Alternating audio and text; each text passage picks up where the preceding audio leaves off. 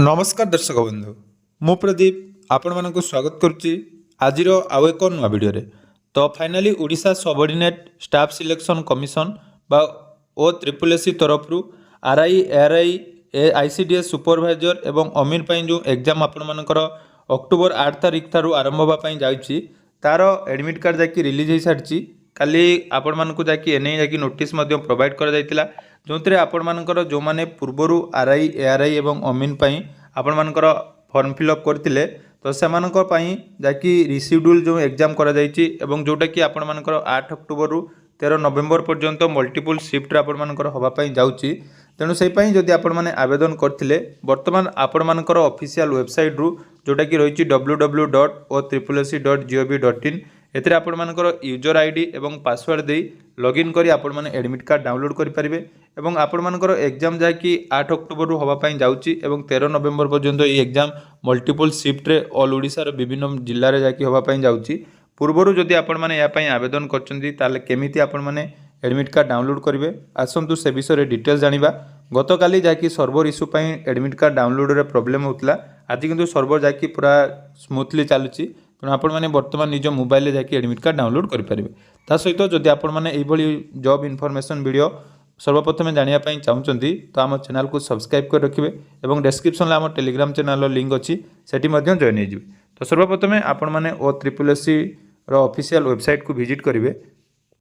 तो ये देखि पारे जदि आपण माने ओ ट्रिपल एससी रो ऑफिशियल वेबसाइट को जाउथिबे आपण मानकर देखंदु आसीगला जोटा कि वेबसाइट ओपन हो गला ये आपण माने लॉगिन करि परिबे। लॉगिन करी आपण मानकर जाकि एडमिट कार्ड डाउनलोड करि परिबे।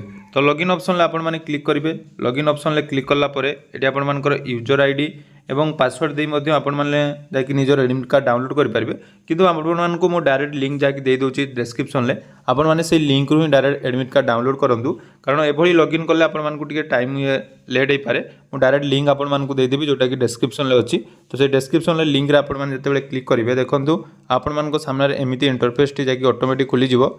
तो ये देखि पारुथुबे आपण मानकर पूरा डायरेक्ट लिंक आपण मानकु दे देली।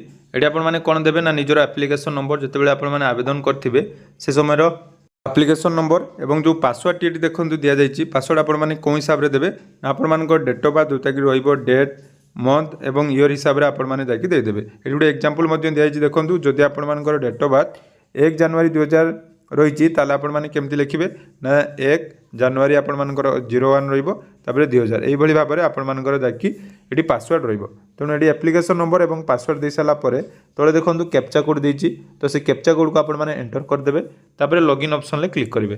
तो लॉगिन ऑप्शन ले क्लिक करला परे देखंतु तो आपण मानकर डिटेल्स जाकि एडी शो करिवो जेमिति आपनकर एप्लिकेंट डिटेल्स आपनकर नाम date of birth registration number सब डिटेल्स शो करिवो। तापर देखंतु साइड रे गुटे ऑप्शन रहिछि एडमिट कार्ड तो से एडमिट कार्ड ऑप्शन ले आपण माने क्लिक कर देबे।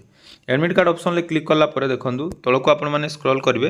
तळको स्क्रॉल करला परे एठी आपण मानकर डेट टाइम सब पूरा मेंशन कर देछि देखंतु हमर एग्जाम के तारिख अछि ना एठी आपण मानकर 11 तारिख दिन एग्जाम अछि केते नंबर शिफ्ट रे आपण मानकर देखंतु 9 टा रु 10:30 रे आपण मानकर एग्जाम कंडक्ट होबो जानिथिबे 1.30 आ गुटा 1.5 घंटार समय अच्छे 90 मिनिट रे आपण मानकर एटी एग्जाम टी कंडक्ट होबो।